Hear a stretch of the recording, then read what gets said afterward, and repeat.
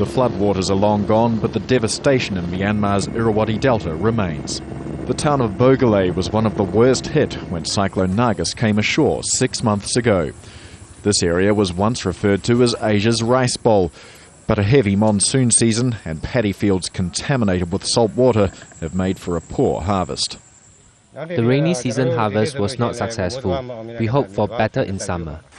It's estimated that more than 2 million people have been affected by Cyclone Nargis. 6 months on, many are still struggling to rebuild their homes and their lives.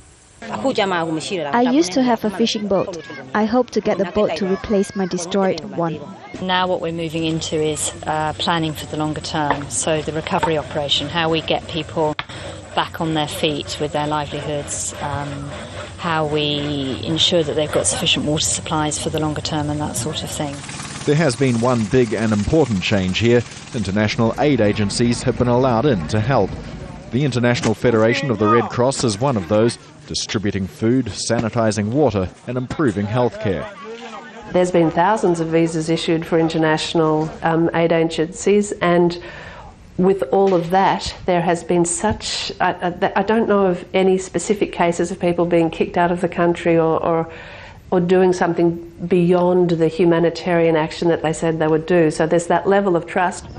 It's a far cry from 6 months ago, when the military regime's shambolic response to the disaster was globally criticised.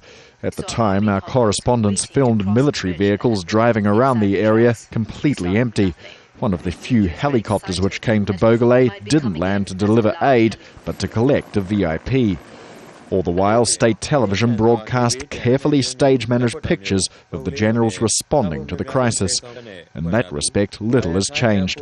On Saturday, the military regime released an English-language version of its new constitution.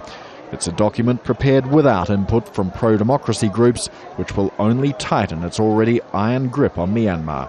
Paul Allen, Al Jazeera.